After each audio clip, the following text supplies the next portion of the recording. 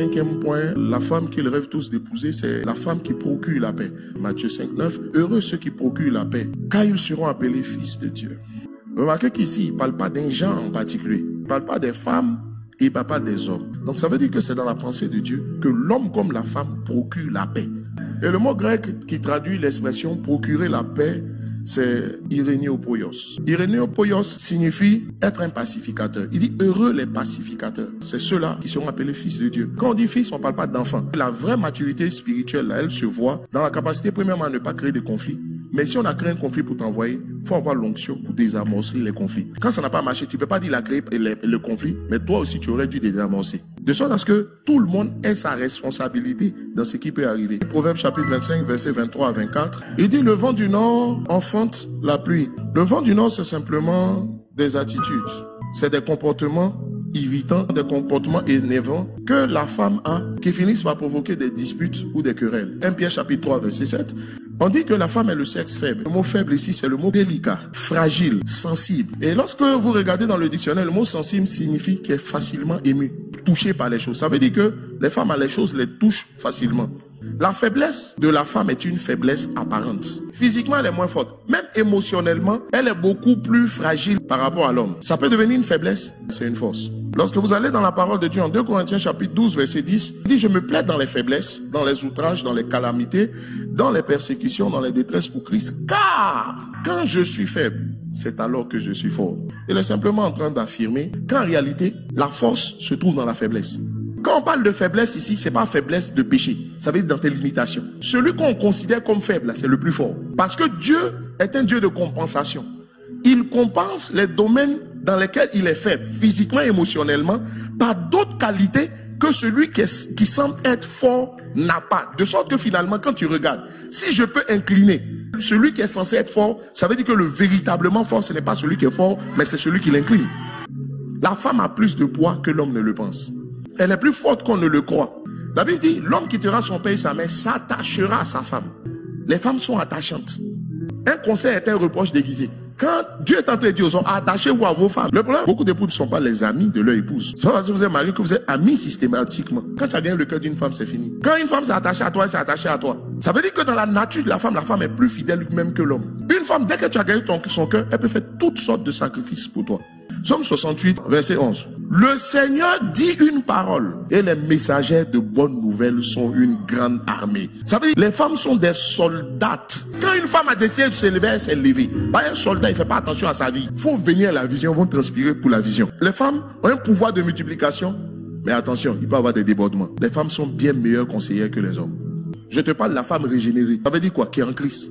Et deuxièmement, qui est maîtresse de ses émotions. Parce que on a l'habitude de dire que les femmes ont le 6e sens. Ce 6e sens, on l'appelle l'intuition. L'intuition vient compléter l'intelligence de la femme. De sorte que elle a quelque chose que l'homme n'a pas. La femme peut regarder, peut dire, ça là, je sens pas. Elle dit, faut pas faire ça.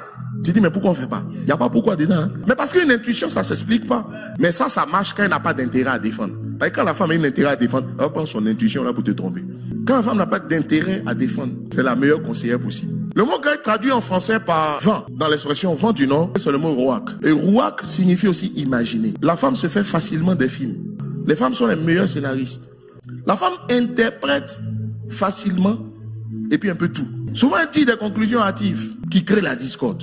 Cantique 8, verset 4. Je vous en conjure, filles de Jérusalem. C'est que c'est pas une femme qui parle. Ne réveillez pas l'amour avant qu'elle le veuille. Ça veut dire que les femmes, naturellement, ont une tendance à réveiller l'amour. Le même passage dans la version parole de vie donne ceci. Il dit, je vous en supplie, filles de Jérusalem, ne réveillez pas mon amour, ne le dérangez pas avant qu'il donne son accord. Quand une femme n'est pas encore mariée, si tu marches toi et la femme, elle va penser que tu l'aimes. Une femme a tendance à interpréter les marques d'attention qu'un homme fait. Ça dit, tu n'as pas encore donné ton accord. Ne dérangez pas mon amour avant que mon amour donne son accord. Que son amour donne son accord. Ça veut dire quoi? Si je n'ai pas encore parlé, c'est que je n'ai pas encore parlé. Quand tu es un frère, il faut savoir, une femme n'est pas un homme. Si tu ne veux pas d'elle, pardon, il faut trop l'appeler. Si tu ne veux pas d'elle, il ne faut pas trop tourner autour d'elle. Tous les jours, tu viens, tu dis, tu es bien habillé. Hein? Tous ceux qu'on dit, ils ont dit ça une fois. Ça fait 3 fois. En 2 semaines. Va trop fatiguer l'esprit d'une femme. Elle interprète ce qu'elle voit. Parce qu'elle a besoin de comprendre. Elle interprète tout. Souvent un peu trop facilement aussi.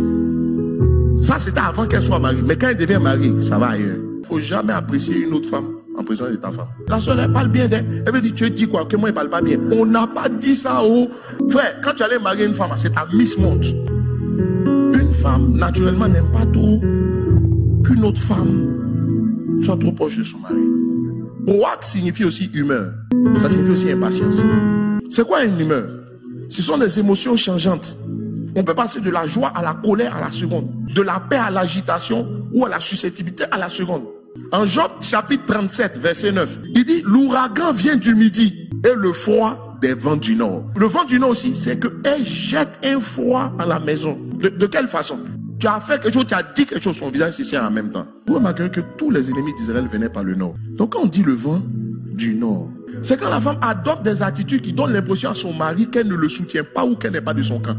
Les femmes veulent tellement que leur mari soit bien qu'elle veut profiter de chaque situation pour te donner un nouveau conseil. Mais souvent tu te demandes, mais tu es de quel camp? Tu es de mon camp ou bien tu es contre moi? Même quand tu as été conduit, c'est pas toi, c'est le chauffeur de Baka. Toi tu as la priorité. Tu dis chérie, roule doucement. Tu dis mais chérie, il faut être prudent. Et lui, tu lui dis pas. C'est un devoir de montrer que quand même tu es du camp de ton conjoint. La femme a en elle un peu de l'homme. Et ça veut donc dire que la plupart du temps, ce que l'homme recherche dans la femme recherche la même chose dans l'homme, mais ce quelque chose à adapter à sa nature, à sa spécificité de femme. De la même façon que l'homme veut que la femme soit une aide à tous les niveaux, elle attend aussi de toi que tu l'aides dans les tâches ménagères.